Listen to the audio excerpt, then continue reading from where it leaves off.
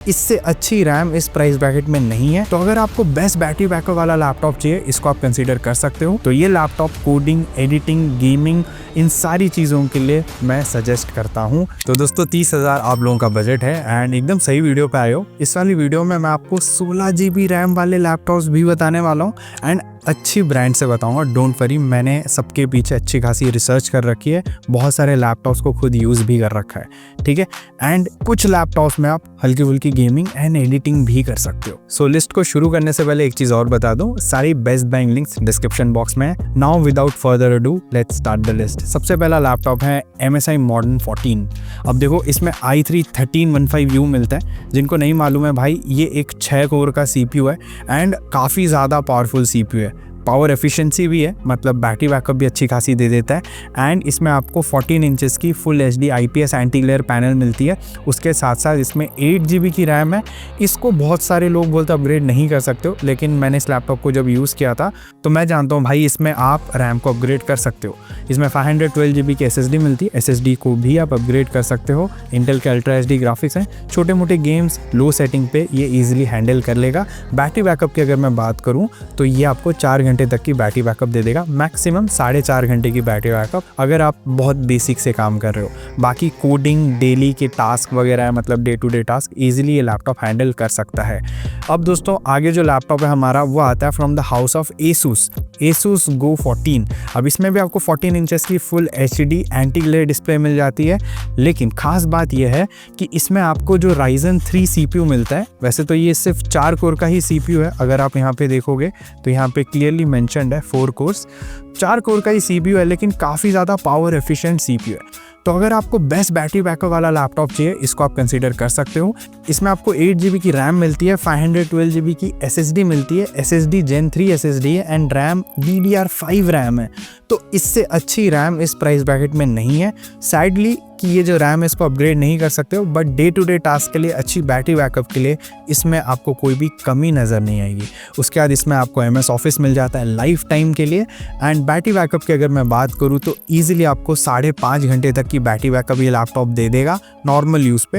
And एक और चीज़, इसमें आपको इंटीग्रेटेड ग्राफिक्स मिल जाते हैं AMD के। सो एकदम बेसिक गेम्स जो होते हैं, बेसिक GTA 5 की बात नहीं कर रहा हूँ, बट उससे भी काफ़ी ज़्यादा बेसिक गेम्स आप खेल सकते हो टाइम पास के लिए। बाकी एडिटिंग मैं बोलूँगा एकदम HD to full HD level की 1 से 2 लेयर मैक्सिमम वाली एडिटिंग कर सकते हो। लेकिन ये लैपटॉप मोस्टली सिर्फ और सिर्फ इनिशियल लेवल की coding and day to day task, college के छोटे मोटे काम, स्कूल के छोटे मोटे काम, या फिर आप ऑफिस में छोटे मोटे जो काम करते हो, मतलब पावर पॉइंट वगैरह चलाते हो, डॉक्यूमेंटेशन करना है, उन सारे चीज़ों के लिए ये बहुत ही तगड़ा लैपटॉप है।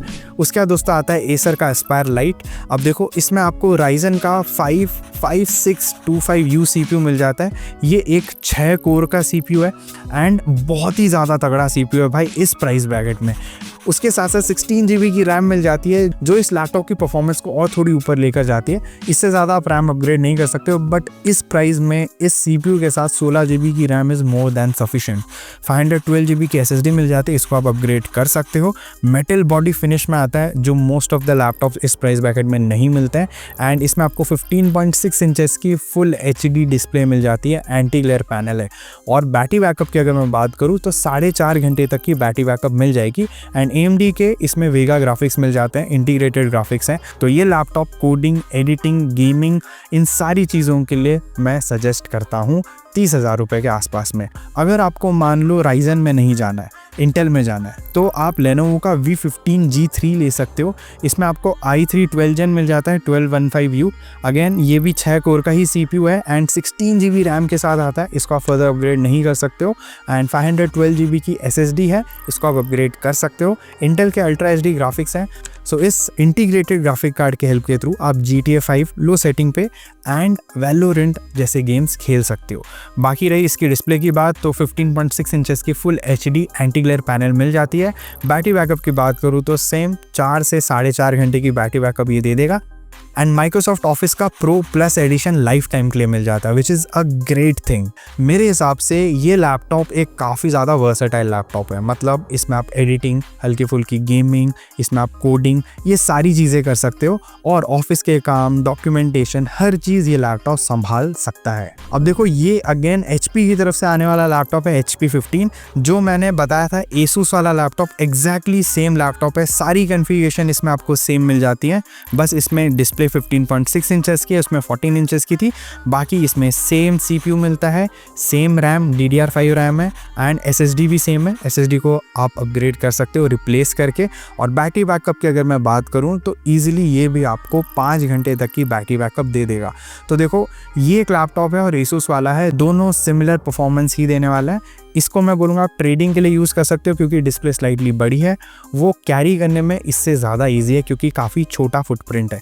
तो देखो यही हैं कुछ लैपटॉप्स जिनको आप 30,000 रुपये में कंसीडर कर सकते हो।